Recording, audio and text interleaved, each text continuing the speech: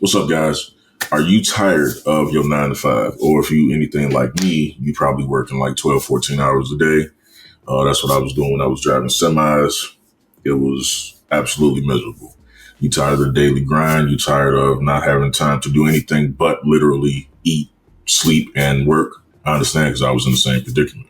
So if you having some dreams of being financially free and being able to do what you want to do with your time, then this video is for you. I found mine in real estate, and I want to share with you a little bit about my story and how you can do the same thing. My name is Jhamel Jones, and for years, I struggled trying to balance my personal life with my wife and my kids and doing things that I wanted to do with my life and work and be free and enjoy myself. And that balance just wasn't working out.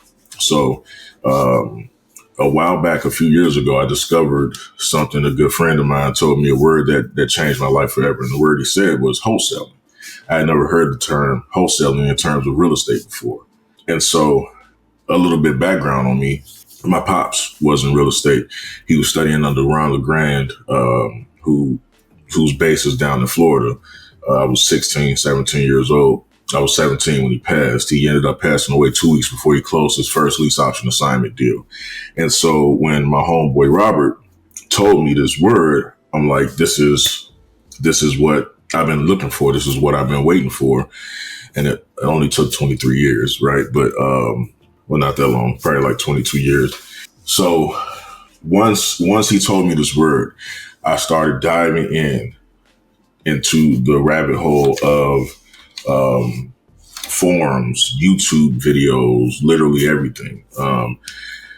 I didn't really have the money to spare to hire coaches and everything like that. And so I literally did it all from piecing together bits and pieces of information that, the gurus and the coaches had online. They don't ever give you the whole thing. They just give you a little bit. And so I got a little bit from here, a little bit from there, a little bit from here, a little bit from there, a little bit from here. And then I put it all together. And then it was trial by fire. I jumped in, knowing little to nothing about the business at all. Sat down and hand wrote 1,000 postcards. Got the little blank postcards from Staples. $25 for a tax delinquent list. Wrote out 25 of those. Not 25, but wrote out 1,000 of those, put them in the mailbox, and one person called.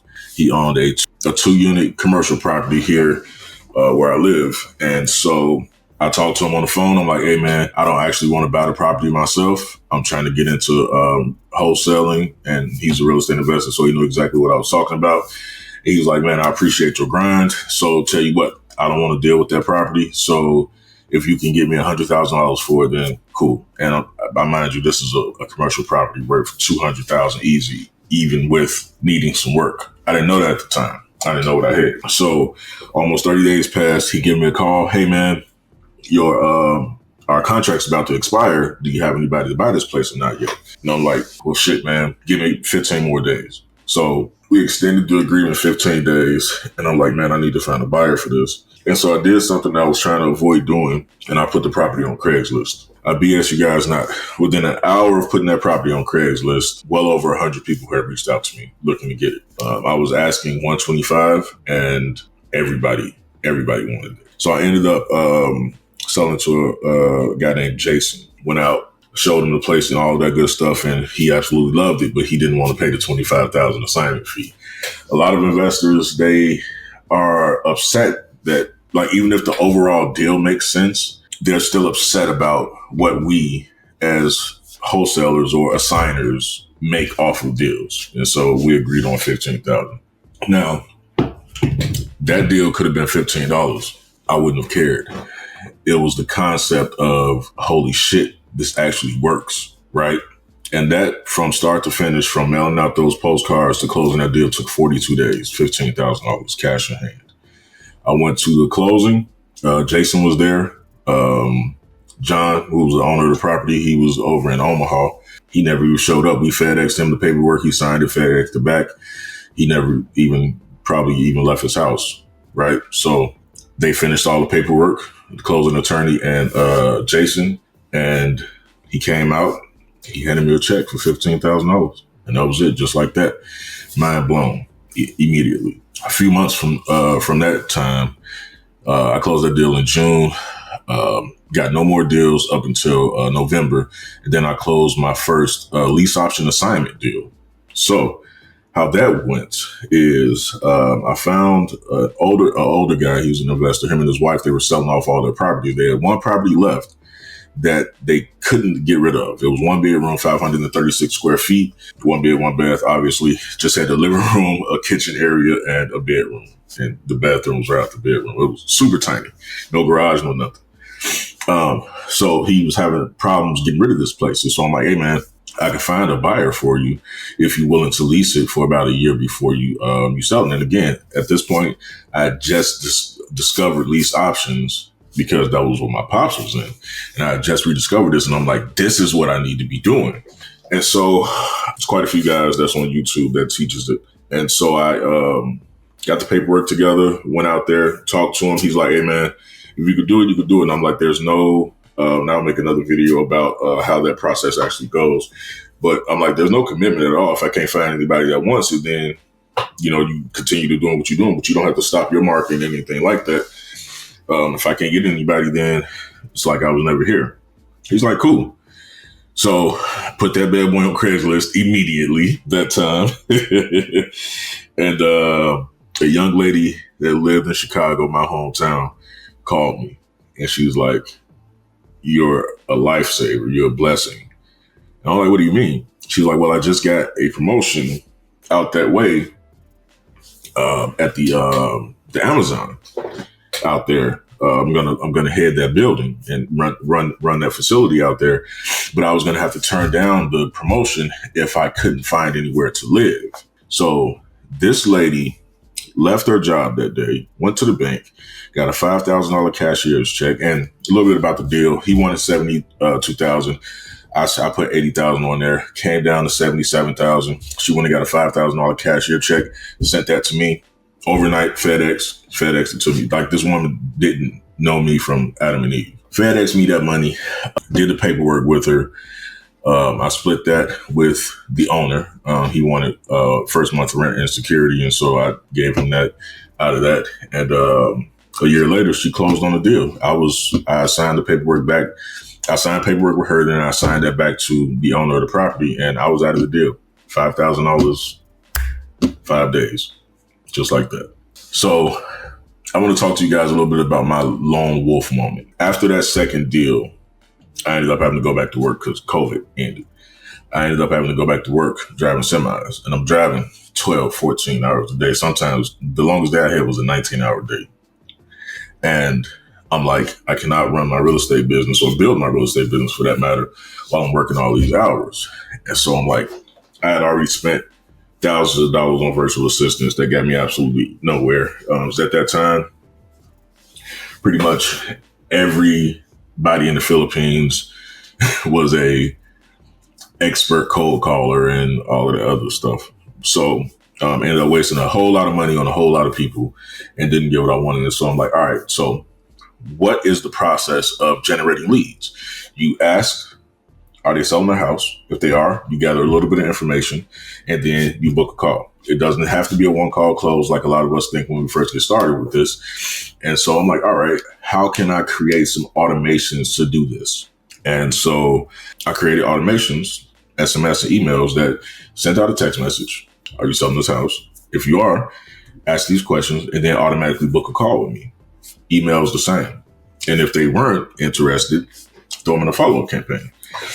So I'm like, holy shit, like this works. Like this flow that I built worked. And this is way before AI, anything like that. And so that ended up evolving into what I like to call it was a whole bunch of canned responses, but it was so intricate. It was literally thousands of canned responses that I had built in to basically be able to respond to any possible thing that they could have responded to. Obviously, we don't need that now because of AI, but at that time, it was magnificent. So this system was literally holding conversations like AI does today with people, but pre-AI. And that was that. Like, that was all I needed. And so the deals got to flowing in. So lone wolf, that doesn't necessarily mean that you're alone. It just means that you are smart enough to utilize technology and smart strategies to get where you're trying to go. It's about being in control of your situation, being in control of your marketing, being in control of your marketing strategies. Because the majority of us, especially when we get started with this, listening to a lot of gurus online, we buy the biggest list we can off of PropStream or whatever. If you don't have PropStream, I'm gonna link it in the video. Skip trace the whole list, which is super expensive, no matter, even if you're using somebody off of Fiverr, and then still sit down and cold call your life away. That's not smart. That's not how you should do this. So it's about leveraging technology to your advantage, right? It's about finding deals that no one else is looking for because you're looking smarter instead of harder, instead of the traditional way. Things change, and now we have to evolve the way that we market. And it's about having the freedom to build your business the way you want to build it, in the time frame that you're trying to build it, and getting you and your family the income that you deserve. That's what the lone wolf method is about. And for me, that meant replacing my W-2 income, driving semis, with passive, not necessarily passive, but income that came from something that I actually wanted to do and was actually passionate about. And more importantly, it meant freedom. It meant time with my family, time with my son, doing things that I wasn't able to do being stuck in a job. And right now, listening to this video, you're probably thinking, well, it still takes a long time. It still takes time to analyze the properties. It takes time to pull the list. It takes time to send the text messages. It takes time to respond to the text messages. Like, it all takes time. And I get it. It does. It does take a lot of time. And that's where artificial intelligence comes in. That's where AI comes in. And no, I'm not talking about a robot that's going to be sitting at your computer for you, making calls and stuff like that. Instead, it's going to be a virtual robot that is literally embedded into your systems. Whatever systems you're using, you can pretty much plug AI into it these days, and it will do all of the hard work for you. So utilizing my lone wolf method, which is a manual method at this time, it's a manual method as to how to pull lists and what data in those lists that you need to focus on. So that's the key thing. The AI, that's all marketing and that's all negotiations and strategies and stuff like that. But if you don't have the correct lists up front, then that's pretty much moot. That's pretty much pointless, because the goal is to get the best quality data out of a list and then put AI on that and have it handle that business. And I'm gonna give you an example. Let's say you pull a list of 10,000 records. Hypothetically, you don't know this up front, but there's one deal on that list and it's deal 10,000. And so you start with one and you send the text messages, and 2 months later, you finally hit number 10,000. They're like, hey, yeah, if you'd have called me 2 months ago, you could have had the property. Now imagine learning a strategy to where you can actually know what you're looking at when you're looking at that list and pull 10,000 up to the top of that list because you've analyzed it and you've seen this person is most likely to sell.